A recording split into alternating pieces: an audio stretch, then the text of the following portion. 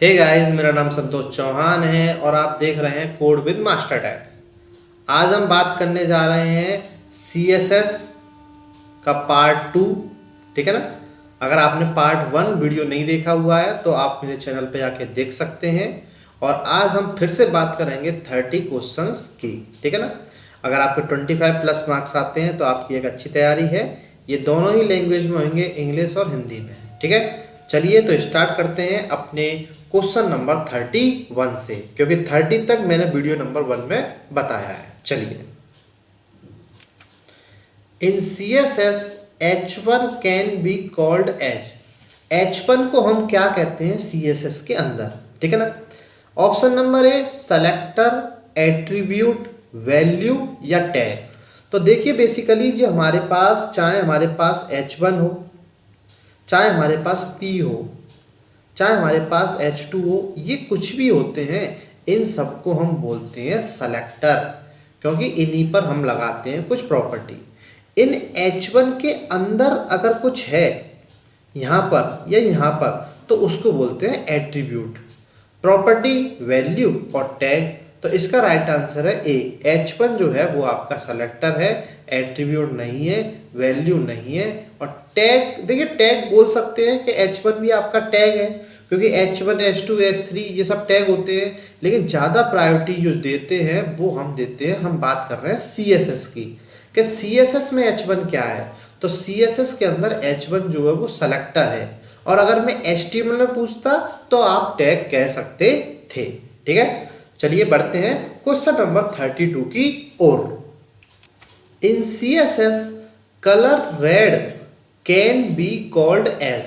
यानी कि CSS के अंदर जो कलर होता है उसको क्या कहते हैं और जो रेड होता है उसको क्या कहते हैं। तो देखिए, यहाँ पे एक बात कर लेते हैं। यहाँ पर हमने कहा H1 के अंदर ये जो कलर है उसको कर दो रेड। ठीक है, तो H1 जो है वो तो है सेलेक्टर, कलर जो है वो है प्रॉपर्टी, रेड जो है वो है वैल्यू, और यहां तक से लेके यहां तक इस पूरी लाइन को हम बोलते हैं डिक्लेरेशन। तो उनने हमसे कंप्लीट पूछा है कि कलर कोलन रेड को क्या बोलेंगे। तो सेलेक्टर, रूल नहीं, वैल्यू नहीं, इसको बोलेंगे हम डिक्लेरेशन। तो 32 का राइट आंसर है आपके सामने C. Question number 33। In CSS font size can be called as. देखिए, कोलन से पहले होता है ये प्रॉपर्टी होती है, और कोलन के बाद जो होती है वो वैल्यू होती है। ठीक है, तो इस समय जो फॉन्ट साइज जो है वो क्या है? सेलेक्टर नहीं, रूल नहीं। देखिए, फॉन्ट साइज के बाद भी कुछ होता तो एक प्रॉपर्टी एक वैल्यू, लेकिन सिर्फ फॉन्ट साइज पूछ रहा है तो फॉन्ट साइज जो है वो प्रॉपर्टी का नाम है। यहाँ पे कलर होता तो प्रॉपर्टी का नाम है, कलर रेड होता तो प्रॉपर्टी की वैल्यू है। तो 33 का जो राइट आंसर है वो है D. Question number 34। Which of the following is not a combinatory. इनमें से कौन सा सिंबल कॉम्बिनेटरी नहीं है? ठीक है ना, मतलब संयोजनात्मक नहीं है। मल्टीप्लाई होता है, ग्रेटर देन होता है, प्लस होता है। ये जो साइन है टिल्ड का या नगेशन भी बोलते हैं, ये कॉम्बिनेटरी नहीं है। तो 34 का राइट आंसर है आपके सामने C. Question number 35। Which of the following specify how to slice border image. ठीक है ना, तो अगर हमें बॉर्डर की इमेज के साथ हमें स्लाइस यूज करना है तो हम किस प्रकार से यूज करते हैं? बॉर्डर इमेज नहीं, बॉर्डर इमेज सोर्स बिल्कुल नहीं, बॉर्डर इमेज आउटसेट ये भी नहीं, बॉर्डर इमेज स्लाइस यस। निम्नलिखित में से कौन सा निर्दिष्ट करता है कि बॉर्डर छवि को कैसे स्टाइल किया जाए? तो उसके लिए प्रॉपर्टी यूज होती है 35 का डी, बॉर्डर इमेज स्लाइस। ठीक है, बढ़ते नेक्स्ट क्वेश्चन की ओर। Question number 36। Which of the following element is used to filter property to blur the image. अगर हम ये चाहते हैं कि हमारी इमेज थोड़ी धुंधली होके आए, क्यों आए धुंधली होते, मान के चलो यहाँ पे कोई इमेज है, ठीक है, और यहाँ पर हमारी कोई एक मेन इमेज है और पीछे बैकग्राउंड में और भी लोग आ गए हैं, तो हमें अपनी इमेज को क्या करना पड़ेगा, इस इमेज को तो क्लियर करना पड़ेगा, पीछे वाले लोगों को ब्लर करना पड़ेगा, ठीक है। तो ब्लर का मतलब होता है थोड़ा धुंधलापन। तो हम किस प्रॉपर्टी का यूज करते हैं, ओपेक्यू नहीं, स्कैटर नहीं, blur yes, all of the mention नहीं। जब ये दोनों नहीं हो सकते तो ऑल ऑफ दीज तो हो ही नहीं सकती। तो 36 का जो राइट आंसर है वो है सी, ब्लर नाम का फंक्शन हम यूज करते हैं इमेज की प्रॉपर्टी के लिए। Question number 37, which of the following property convert an element colour to a shade of grey for use the filter property. आप किस प्रॉपर्टी का यूज करके अपने कलर को ग्रे स्केल में, मतलब ग्रे कलर में लाना चाहते हैं। शेड नहीं, ब्लैक नहीं, ब्राइटनेस नहीं, आपको यूज करना पड़ेगा ग्रे स्केल। तो बेसिकली आपके जो कलर होते हैं, एक तो होता है red, green, blue, RGB।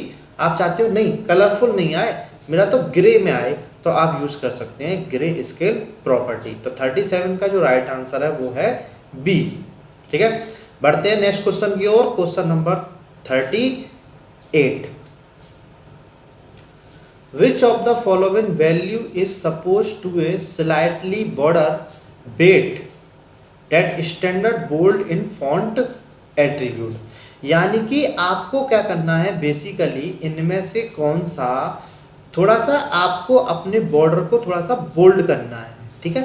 Bold मतलब डार्क भी कह सकते हैं, ठीक है ना। तो आप किस प्रकार से करेंगे, एम्फसाइज नहीं, लाइट से तो और लाइट हो जाएगा, लाइटर से और लाइटर हो जाएगा, डार्क, क्योंकि आपको क्या करना है, स्लाइटली बोल्ड करना है अपना बॉर्डर, ठीक है। तो उसके लिए हम यूज करते हैं डार्क प्रॉपर्टी। 38 का जो राइट आंसर है वो है D. Question number 39, which of the following is not A value for font style property. Font style property में से इनमें से कौन सी उसकी प्रॉपर्टी नहीं है। तो देखिए हम ये लिखते हैं फॉन्ट स्टाइल कोलन नॉर्मल, ये पहले से बाय डिफॉल्ट होती है। अगर हमें इटैलिक करना है अपना वर्ड तो हम लिखते हैं यहाँ पे इटैलिक। और तीसरी प्रॉपर्टी भी इटैलिक के लिए ही होती है, थोड़ा सा बस डिफरेंस होता है जिसको हम बोलते हैं ऑब्लिक्यू, ठीक है। तो फॉन्ट के स्टाइल में नॉर्मल भी लगता है, इटैलिक भी लगता है, ऑब्लिक्यू भी लगता है और नन ऑफ द अबव, ठीक है ना। तो ये इसका गलत आंसर है क्योंकि ये इन तीनों का सही आंसर है। क्वेश्चन नंबर आपका अगर इसके इस क्वेश्चन के हिसाब से बात की जाए तो इसका जो राइट आंसर है वो है डी, ठीक है। चलिए question number 40, which of the following font size adjustment is value used in calculating the size of the fall back font. यानी कि आपके फॉन्ट के साइज को आपको एडजस्ट करना है, ठीक है। तो आप इनमें से किस प्रॉपर्टी का यूज करेंगे, ऑटो नहीं, काउंट नहीं, नन नहीं। तो फॉन्ट साइज एडजस्टमेंट के लिए हम यूज करेंगे नंबर, कितना एडजस्ट करें। तो 40 का जो राइट आंसर है वो है B. Question number 41, font style come first then the font weight in font attribute. क्या आपका जो फॉन्ट वेट होता है वो पहले आता है फॉन्ट स्टाइल से? नहीं, ऐसा कुछ भी नहीं है। तो इसका आंसर आपसे ट्रू और फॉल्स में पूछा है, सत्य या असत्य। तो ये बिल्कुल असत्य है, यानी कि फॉल्स, ठीक है। चलिए बढ़ते हैं क्वेश्चन नंबर 42 की ओर। विच CSS property is equivalent for the attribute centre. आप HTML में तो लगाते हैं बेसिकली सेंटर, जिससे आपका कोई भी टैग सेंटर में हो जाता है। तो आप CSS में इसके लिए क्या यूज़ करते हैं? तो देखिए मैंने बताई है अभी CSS में आप यूज़ करेंगे किसी भी टैग के अंदर आप यहाँ पे स्टाइल लगाएंगे और स्टाइल में आप लगाएंगे टैग्स अलाइन। और टैग्स अलाइन में मैंने 4 चीज़ बताई थी आपको, क्या क्या? लेफ्ट, राइट, सेंटर और जस्टिफाई। तो आप क्या यूज़ करेंगे? कलर नहीं, मार्जिन नहीं, टैग्स अलाइन यस, फॉन्ट नहीं। तो HTML में सेंटर ऐसे लगाते हैं और CSS के अंदर सेंटर लगाते हैं ऐसे, ठीक है। तो 42 का जो राइट आंसर है वो है C, question number 43। Which CSS property is equivalent for the align attribute? देखिए ये भी बिल्कुल सेम क्वेश्चन है कि यहाँ पे अलाइन आपका वही लेफ्ट, राइट, सेंटर, जस्टिफाई। तो कौन सी प्रॉपर्टी यूज होगी? फ्लोट नहीं, सेंटर नहीं, फ्लोट सेंटर नहीं, टैग्स अलाइन। तो 43 का जो राइट आंसर है वो है B. Question number 44, which CSS property is equivalent for the attribute font? यानी कि जब आप HTML में फॉन्ट यूज करते हैं तो कैसे करते हैं? फॉन्ट का कलर, तो कलर हमने दे दिया रेड, फिर स्पेस, फॉन्ट का साइज, तो साइज हमने दे दिया मान के चलो 5, फिर फॉन्ट फेस हमने दे दी यहाँ पे एरियल, ठीक है। तो ये तो हो गया आपका HTML में। आप CSS में कैसे यूज करेंगे? तो देखिए कलर के लिए तो यहाँ भी यूज होता है आपका कलर, फॉन्ट साइज के लिए यहाँ यूज होती है साइज, और फॉन्ट फैमिली यूज होती है फेस। तो ऑल ऑफ द मेंशन, ऊपर वाले सभी ऑप्शन सही है। 44 का राइट आंसर है D. Question number 45, which of the following CSS property is used to give a line over the text? देखिए ये मैं पहले भी मैं वीडियो के पार्ट 1 में बता चुका हूँ, ठीक है। अगर आपने वीडियो का पार्ट 1 नहीं देखा, उसमें 30 क्वेश्चंस थे, वो जाके आप देख सकते हैं, ठीक है। तो अगर हमें वो CSS की प्रॉपर्टी कौन सी होती है जो एक लाइन देती है ओवर द टेक्स्ट, यानी कि यहाँ पर टेक्स्ट लिख रहा है हेलो और हेलो के ऊपर एक लाइन दे दी है, तो इस चीज़ को बोलते हैं हम ओवरलाइन। तो अंडरलाइन हो नहीं सकती, लाइन थ्रू का मतलब है हेलो को कट कर दो, अगर ये कट जाता तो इसका मतलब है लाइन थ्रू, तो ये भी नहीं हो सकती।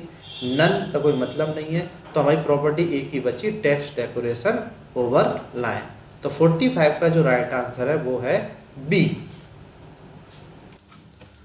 सो गाइज, अगर आप O लेवल और वेब डिजाइनिंग की अगर आप एग्जाम दे रहे हैं तो मैं आपके लिए लाया हूँ 700 मोस्ट इम्पोर्टेंट क्वेश्चन। हर चैप्टर से आपके पास 100 क्वेश्चन है, और ये अगर आपको चाहिए तो आप मुझसे बाय कर सकते हैं सिर्फ 249 रुपीज़ में। ये मेरा व्हाट्सअप नंबर है और ये मेरा कॉलिंग नंबर है। ये क्वेश्चंस MCQ क्वेश्चंस हिंदी और इंग्लिश दोनों ही लैंग्वेज में हैं, ठीक है। चलिए बढ़ते हैं क्वेश्चन नंबर 46 की ओर। Which of the following measurement defined as a percentage, ठीक है ना। तो अगर आपको मान के चलिए किसी डिव है, तो डिव में आपने कहा कि उसकी स्टाइल में स्टाइल इक्वल्स टू आपने ब्रीथ दी, तो ब्रीथ में आप परसेंटेज को कैसे डिफाइन करते हैं? तो हमने कहा 100%, तो हम परसेंट का साइन लगाते हैं। तो परसेंटेज CM, EM या इन, तो 46 का जो राइट आंसर है कि परसेंट को इंडिकेट करने के लिए हम परसेंट का साइन लगाते हैं। Question number 47, which of the following property set the amount of spacing between letters? अगर आपको किसी लेटर के बीच में स्पेस देना है, मतलब आपका कोई टेक्स्ट लिखा हुआ है हेलो, आप चाहते हैं हर लेटर के बीच में स्पेस आना चाहिए, तो H space E space L space L और O, तो इसके लिए हम कौन सी प्रॉपर्टी यूज करेंगे? स्पेस कोई प्रॉपर्टी नहीं होती, लाइन की हाइट नहीं, लेटर स्पेस नहीं, इसके लिए हम यूज करेंगे लेटर स्पेसिंग। तो क्वेश्चन में ही इसका आंसर छुपा हुआ है। Amount of spacing between letters, तो उसके लिए हम यूज करेंगे लेटर स्पेसिंग। तो 47 का जो राइट आंसर है वो है सी। ठीक है ना, एक लेटर स्पेसिंग होता है और एक वर्ड स्पेसिंग होता है अगर हमें किसी वर्ड के बीच में स्पेस देना हुआ तो। ठीक है, चलिए बढ़ते हैं नेक्स्ट क्वेश्चन की ओर। Question number 48, which of the following is not an absolute unit, इनमें से कौन सी एब्सोल्यूट यूनिट नहीं है। मान के चलो हमें कोई ब्रेथ देनी है तो ब्रेथ हम पिक्सल में दे सकते हैं, px का मतलब होता है पिक्सल, pt का मतलब होता है पॉइंट, हम पॉइंट में भी दे सकते हैं, mm का मतलब तो आप जानते हैं मिलीमीटर, em का मतलब होता है एम्फसाइज। तो ये इसका सही एब्सोल्यूट यूनिट नहीं है। तो 48 का जो राइट आंसर है वो है B. Question number 49, which of the following property set in a short hand form any all background property. देखिए हम जानते हैं कि बैकग्राउंड की अगर हम देखा जाए तो बैकग्राउंड की टोटल 5 प्रॉपर्टी होती हैं। क्या क्या होता है, बैकग्राउंड में कलर, बैकग्राउंड कलर, दूसरा बैकग्राउंड में इमेज, तीसरा बैकग्राउंड की पोजीशन, चौथा बैकग्राउंड का अटैचमेंट,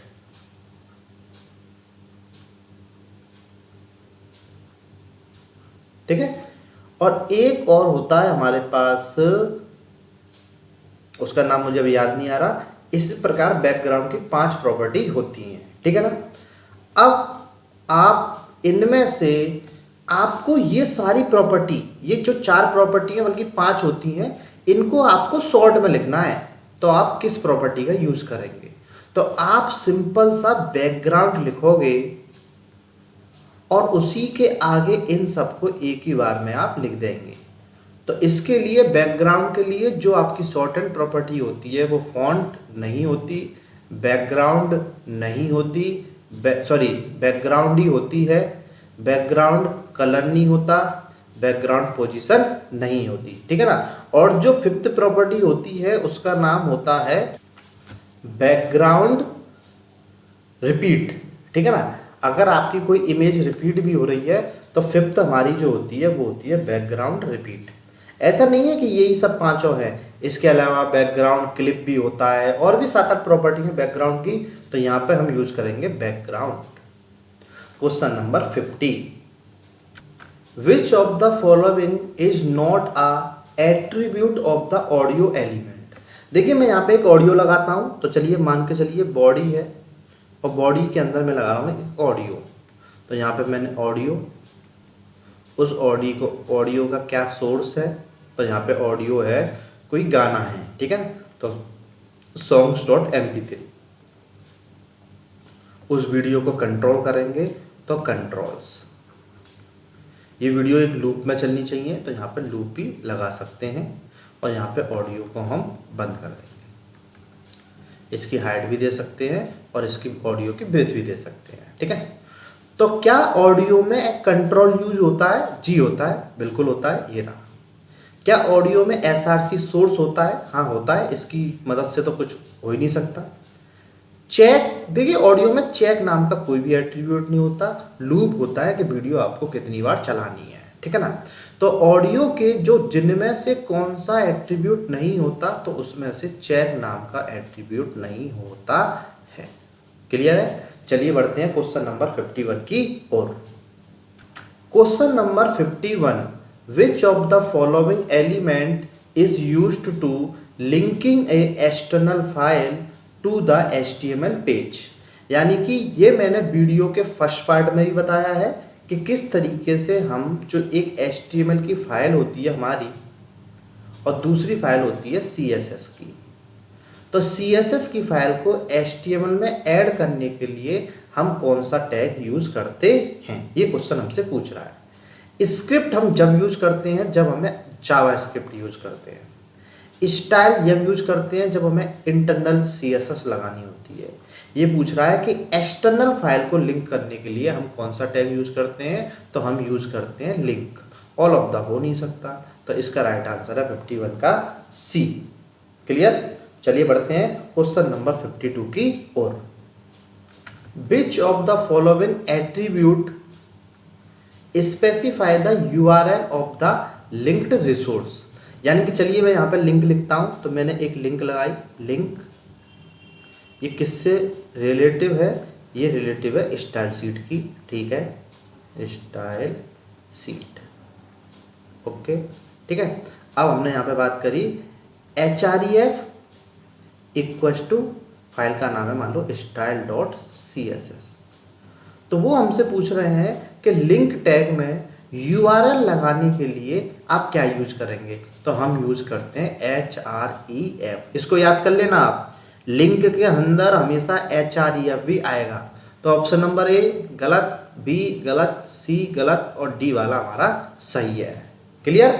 चलिए क्वेश्चन नंबर 53।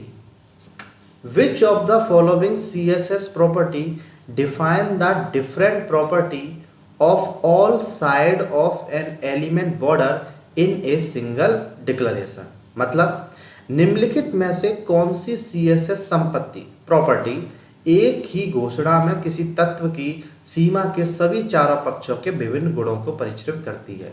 मतलब आप ये चाहते हैं कि एक ही बार में मेरा सब काम हो जाए, मेरे बॉर्डर की ब्रेथ लग जाए, उसका कलर हो जाए, उसका स्टाइल लग जाए, तो उसके लिए आप कौन सी एक प्रॉपर्टी लगाएंगे? तो उसके लिए हम लगा देंगे सिंपल बॉर्डर। कैसे? आपने लगाई यहाँ पे बॉर्डर और आपने लगा दिया 2 पिक्सल सॉलिड रेड, तो यहाँ पर हमारे पास इसकी ब्रेथ भी लग गई, इसकी स्टाइल भी लग गई, इसका कलर भी लग गया, तो सिंपल सी हमारी प्रॉपर्टी ए सही है, बी गलत, सी गलत और डी गलत है। Question number 54। Identify the CSS property define bottom left corner shape of the border. ठीक है ना? यानी कि देखिए एक तो होता है आपका बॉर्डर ऐसे, और हम चाहते हैं कि थोड़ा सा ये घूम के आए, ऐसे मुड़ के आए, कर्व आए थोड़ा सा।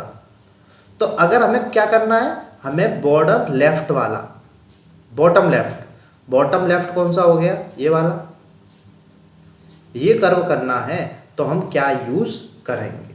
ठीक है, बॉर्डर बॉटम लेफ्ट रेडियस या बॉर्डर कॉर्नर रेडियस। देखिए कॉर्नर तो कुछ होता ही नहीं है, तो इसको हटा दो।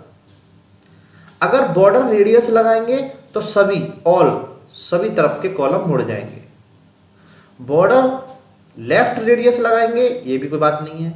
तो बॉर्डर बॉटम लेफ्ट रेडियस लगाएंगे तो हमारा सिर्फ ये वाला मुड़ जाएगा, बाकी हमारा कोई भी हिस्सा नहीं मुड़ेगा। तो आपका एक्चुअल डायग्राम कुछ इस प्रकार से आएगा, ये मुड़ा हुआ, ये बिल्कुल सीधा, ये सीधा और ये सीधा। तो यहाँ से जो मुड़ा हुआ जो है ये बॉर्डर बॉटम लेफ्ट रेडियस की मदद से मुड़ेगा। क्लियर है? चलिए बढ़ते हैं क्वेश्चन नंबर 55 की ओर। ये भी बहुत सिंपल सही क्वेश्चन है। Select the CSS property that set the breadth of an element bottom border. ठीक है, यानी कि आपको ब्रेथ सेट करनी है किसकी? जो बॉटम में बॉर्डर है। यानी कि ये आपका बॉर्डर है, ये टॉप बॉर्डर, ये राइट बॉर्डर, ये आपका बॉटम बॉर्डर। तो आपको इसकी ब्रेथ सेट करनी है और ये आपका राइट बॉर्डर। ठीक है, आप चाहते हो इसकी ब्रेथ थोड़ी ज़्यादा मोटी कर दें, तो आप कैसे कर सकते हैं? बॉर्डर ब्रेथ इससे तो सबकी हो जाएगी। बॉर्डर बॉटम ऐसा कुछ होता नहीं है, बॉर्डर ब्रेथ डाउन ऐसा कुछ नहीं है। तो बॉर्डर बॉटम ब्रेथ कोलन देके तुमने कर दी 20 पिक्सल, तो ये हमारा सही आंसर है। तो 55 का जो राइट आंसर है वो है D. Question number 56। Which of the following CSS property border colour property set the colour of the element for border. हमें बॉर्डर का कलर लगाना है और चारों तरफ लगाना है एक ही बार में। ठीक है, तो बॉर्डर बैकग्राउंड गलत, बॉर्डर बैकग्राउंड कलर नहीं, ऑल ऑफ द अबव हो नहीं सकता, बॉर्डर कलर, आप सिंपल बॉर्डर कलर लगा दीजिए, आपके चारों तरफ बॉर्डर का कलर आ जाएगा, ठीक है ना। तो 56 का जो राइट आंसर है वो है आपका C, question number 57। In how many way border image breadth CSS property can be define, हम कितनी प्रकार से बॉर्डर इमेज ब्रेथ को डिफाइन कर सकते हैं CSS की मदद से। 4, 6, 8, 9, तो देखिए इसका राइट आंसर है 9। मैंने वो 9 की 9 प्रॉपर्टी लिख दी हैं, top left corner, central top edges, top right corner, central right edges, bottom right corner, centre bottom edges, bottom left corner and central right edges, ठीक है ना। तो हम 9 प्रकार से डिफाइन कर सकते हैं, ठीक है। चलिए बढ़ते हैं नेक्स्ट क्वेश्चन की ओर, 58 की ओर। Which of the following property define the border breadth, border style, border color।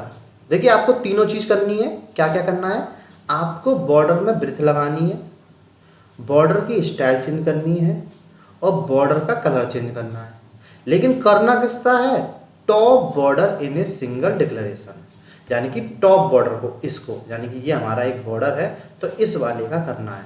तो आप यूज करेंगे बॉर्डर टॉप, इसके आगे 2 पिक्सल डैश्ड मान लो रेड, तो बॉर्डर की ब्रेथ भी लग गई, बॉर्डर की स्टाइल भी लग गई, बॉर्डर का कलर भी लग गया और बॉर्डर टॉप में लगा है, सिर्फ सबको नहीं करना, कहीं लगा दिया आपने बॉर्डर कि ये सही आंसर है, नहीं, ये गलत आंसर है, बी इसका सही आंसर है। Question number 59। Which of the following CSS property is used to set the text formatting। Text को आपको फॉर्मेट करना है तो इनमें से कौन सी प्रॉपर्टी होती है CSS की, ठीक है ना। तो देखिए फॉन्ट तो CSS की कोई प्रॉपर्टी नहीं है, जब फॉन्ट नहीं है तो ऑल ऑफ द मेंशन गलत है, ठीक है। या तो फॉन्ट स्टाइल हो सकता है या टेक्स्ट डेकोरेशन हो सकता है। अब फॉन्ट स्टाइल में सिर्फ एक चीज आ सकती है, फॉन्ट स्टाइल नॉर्मल, इटैलिक या ऑब्लिक्यू, और टेक्स्ट डेकोरेशन में अंडरलाइन, ओवरलाइन, लाइन थ्रू, ठीक है, नन। तो टेक्स्ट को फॉर्मेट करने के लिए यहां पे हम यूज कर सकते हैं टेक्स्ट डेकोरेशन, कि टेक्स्ट को आप फॉर्मेटिंग कर सकें। तो 59 का राइट आंसर है आपके सामने C. Question number 60। Which of the following set the colour of any text decoration, यानी कि टेक्स्ट डेकोरेशन पे हमें कलर करना है, चाहे वो अंडरलाइन करें, चाहे ओवरलाइन करें, चाहे स्ट्राइक थ्रू करें। स्ट्राइक थ्रू मतलब लाइन थ्रू, ठीक है ना। किसी भी, जैसे किसी प्रोडक्ट के प्राइस 250 रुपये हैं और वो कटे हो जाते हैं, अब हो गए वो 200 रुपये, तो इसको बोलते हैं लाइन थ्रू या स्ट्राइक थ्रू। तो वो कह रहे हैं कि इनमें से हमें उसका कलर, तो इन सब के लिए कौन सी प्रॉपर्टी यूज होती है, टेक्स्ट डेकोरेशन, यहाँ तक तो बात सही है, पर उसके साथ साथ कलर भी चाहिए, तो टेक्स्ट डेकोरेशन कलर। तो 60 का जो राइट आंसर है वो है डी, क्योंकि टेक्स्ट फॉन्ट कुछ नहीं होता, टेक्स्ट कलर कुछ नहीं होता, टेक्स्ट फॉर्मेट कुछ होता ही नहीं है, ये तीनों तो कुछ होते ही नहीं है। टेक्स्ट का कलर करना है तो सिर्फ कलर होता है, ना कि टेक्स्ट कलर, ठीक है। तो 60 का जो राइट आंसर है वो आपके सामने है D. So guys please like my video, आपको मेरी वीडियो कैसी लगी आप मुझे बता सकते हैं। And thank you for watching my video, thank you so much. मिलते हैं नेक्स्ट वीडियो में पार्ट 3 में।